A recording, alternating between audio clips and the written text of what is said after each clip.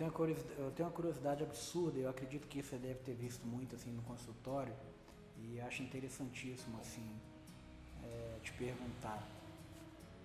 Já com qual frequência chega crianças, por exemplo, com algum tipo de machucado, hematoma, e que a criança ainda é uma criança que não sabe se expressar verbalmente bem e que você percebe que ela está sofrendo maus tratos por parte dos pais? E o pai está com ela na consulta com você. Como que funciona isso? Você já passou por algum momento desse? Olha, eu já trabalhei em pronto-socorro e isso, às vezes, a gente pensa que não acontece, é uma coisa muito comum. Às vezes pode acontecer da criança ter pais agressivos, né? E ela sofrer maus tratos mesmo. Pode ser por queimadura, né? Já vi no pronto-socorro criança que tem a mãozinha queimada por ferro, por cigarro. Já vi criança por cigarro? E pode acontecer. E como é que faz no caso desse? Vocês denunciam? Como é que funciona isso? Então, hoje nós temos um serviço dentro dos pronto-atendimentos, né? Que o pediatra ele tem obrigação, assim que ele vê que a criança ele desconfiou que ela tem maus tratos, ele vai fazer um exame clínico bem detalhado e ele deve acionar ali o conselho tutelar, sabe? Hoje nós temos Você já teve as leis. Você já teve que acionar alguma vez? Já acionei algumas vezes, né, aqui em Belo Horizonte, e graças a Deus não é uma coisa que assim é diário, mas acontece. Mesmo porque muito. os pais devem esconder também, né? Fazer o máximo possível para esconder. Os pais eles tentam esconder o máximo possível e assim, não só os pais, às vezes pode ser até o cuidador da criança, né? Os pais têm aquele cuidado todo e de repente vão trabalhar. Quantas vezes nós não já vimos aí em reportagem tudo, pessoas que às vezes deixam em creche ou às vezes deixam com cuidador que maltratam a criança, né? Se você observou que a sua criança ela está tristinha, ela não está brincando igual ela está, ou ela está aparecendo alguns roxinhos no corpinho dela, né? Alguns hematomas, né? Pois é, mas assim, por feeling, você já recebeu no seu consultório uma criança junto com o pai em que você percebeu através da ansiedade do pai, alguma coisa assim, que tinha uma coisa errada? Olha, começou a sondar. com o tempo que a gente vai fazendo uma boa anamnese e tudo, você percebe. As informações, elas não batem como deve ser com aquela evolução da queixa. Né? Um espancamento, até na hora que você examina a criança, ela sente aquela dor localizada, ou às vezes tem até fratura, né? A gente sabe quando é característico se for um acidente automobilístico, né? Tem um tipo de trauma que vai dar aquela lesão. Uma outra, se é por espancamento, você vai ter a suspeita daquilo também. Hoje nós temos o Estatuto da Criança e do Adolescente que defende muito bem a criança, sabe? Ele é aplicado, ele pune muito severamente quem maltrata as crianças.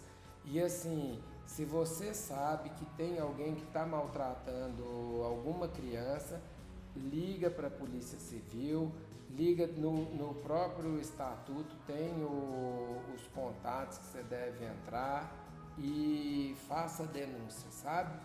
Porque é muito triste uma criança que depende do adulto sofrer os maus tratos, não tem como se defender, né?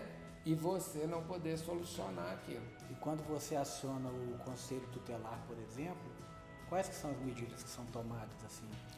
Olha, você fica sabendo... Nos hospitais que eu trabalhei, você aciona a polícia militar, né?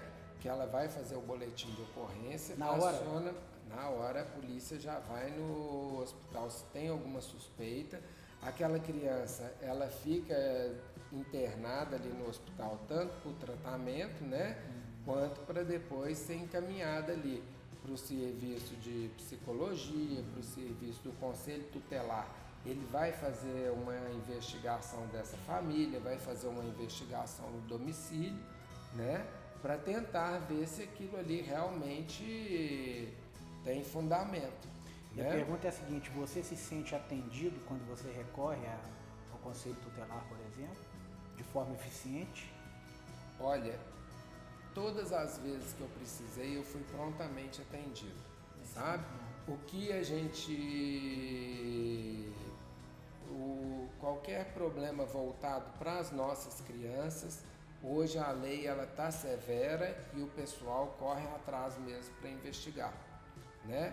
É claro que pode ter um caso ou outro que não tem assim um desfecho 100% como deveria ser, mas a maior parte do que eu precisei, eu fui prontamente atendido, sabe? Aí a criança, ela é Aí enviada, o que ela é acontece? enviada ao IML para fazer uma... Normalmente não, o próprio exame ele é feito ali no hospital, né? Pelo médico pediatra, pelo cirurgião que estiver ali. Se você tiver que fazer algum exame de imagem que comprove aquilo dali, né? Já está documentado, você vai acionar a polícia militar e o conselho tutelar, a criança vai ficar ali hospitalizada para fazer os exames e o tratamento, e naquele meio tempo o conselho, junto com a polícia e tudo ali, vão fazer essa investigação toda, né? Se realmente ficar comprovado que a criança sofreu maus tratos, ou alguém que seja da família, ou um avô, ou um tio que seja responsável, isso tudo tem uma investigação por trás, um levantamento, né? Que tenha condição de assumir aquela criança, ela é assumida. Se caso não tem, ela vai para um abrigo, dependendo do caso, né? Cada caso é um caso. E aí ela vai aguardar uma adoção ou o juiz tomar a medida cabível para aquele caso. Aí a pergunta é, por exemplo, quando chega um pai ou uma mãe com uma criança no consultório e de repente essa criança está triste, muito triste, ela é nova, sempre passa na sua cabeça primeiro também a questão dos maus tratos ou não? Olha, Eric, os maus tratos eles são comuns na infância, né? E quem trabalha em pronto-socorro ou quem tem uma prática maior em consultório, assim, que já atende, já viu esses casos, né? Frequentes assim, você tem sempre que suspeitar. Você vai descartar se aquela tristeza não é uma tristeza por causa de alguma doença, que ela está tendo uma febre, né? Ela está com alguma infecção que vai deixar ela prostradinha mesmo e triste, ou se é o caso de maus tratos, né? Se ela está sentindo dor, se ela está com hematoma, se ela tem algum sinal de espancamento, seja até por marcas de cinto, né? O que for ali. O médico ele tem a capacidade de avaliar isso e até mesmo pedir alguns exames para que comprove aquela suspeita, né? E deve ser feito sempre que você suspeitou. Você deve fazer isso daí, porque não é incomum a gente ver casos de espancamento que pode levar até a criança à morte, né? Então nós somos os guardiões dos pequenos. O pediatra, ele tem obrigação de denunciar se ele viu isso. Bacana, eu não sabia que funcionava assim. Né?